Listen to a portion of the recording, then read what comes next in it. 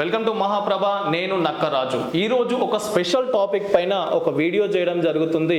ఎందుకు అంటే మార్కెట్లలో తక్కువ ధరకే బిర్యానీ వస్తుంది, తక్కువ ధరకే ఫ్రైడ్ రైస్ వస్తుంది, అది కూడా చికెన్ ఫ్రైడ్ రైస్ వస్తుంది అని చెప్పేసి చాలామంది వెగబడి తింటూ ఉంటారు. అసలు ఆ చికెన్ ఎక్కడి నుండి వస్తుంది అది గమనించండి. ఫస్ట్ ఆ షాప్లోకి వెళ్ళి చూసినట్టయితే అక్కడ వందల కిలోలలో ఫ్రిడ్జ్లో చికెన్ ఉంది. ఆ ఫ్రిడ్జ్లో ఉన్న చికెన్ చూస్తుంటే అసలు ఎవరైనా ఈ చికెన్ తింటారా అనే ఆలోచన ప్రతి ఒక్కరికి కలుగుతా ఉంది. మీరు వీడియోలో చూస్తూ ఉన్నారు, ఆల్రెడీ స్క్రీన్ పైన విజువల్స్ వస్తూ ఉన్నది. ఆ చికెన్ చూస్తుంటే అసలు చూడ్డానికి అదొక రకంగా మనకు అనిపిస్తుంది. అసలు వీళ్ళు ఈ చికెన్ ఏం చేస్తున్నారు అని చెప్పేసి కొంతమంది పరిశీలించి వెళ్ళి అడిగితే వాళ్ళు ఏం చెప్పినారంటే ఈ క్వింటాలలో ఉన్న చికెన్ మేము కుక్కలకు వేస్తున్నాము అని చెప్పేసి వాళ్ళు సమాధానం ఇవ్వడం జరిగింది.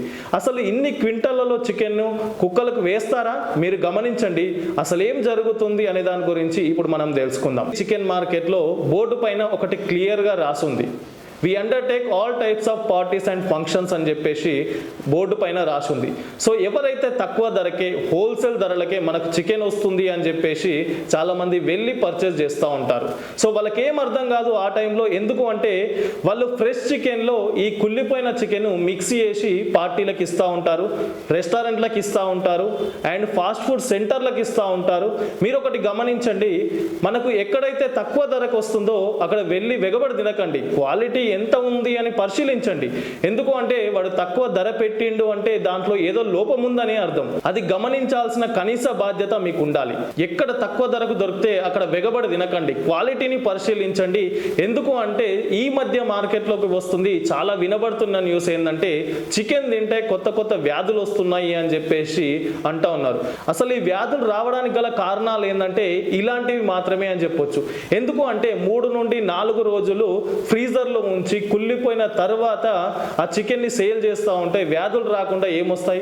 తప్పకుండా వ్యాధులే వస్తాయి. ఇంకా ఒకటి ఏంటంటే వైన్ షాపుల్లో కూడా వీళ్ళు సప్లై చేస్తున్నారు. వైన్ షాపుల్లో ఒక 50 రూపాయలకి 60 రూపాయలకి ప్లేట్ అని చెప్పేసి ప్రతి ఒక్కరు వైన్ షాప్కి వెళ్ళిన ప్రతి ఒక్కరు తింటూ ఉంటారు.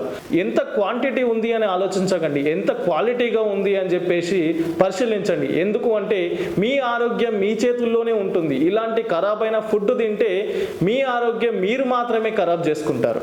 లాస్ట్గా ఒకటే చెప్తున్నాను, మహాప్రభ తరపున ప్రతి ఒక్కరూ పరీక్షించండి.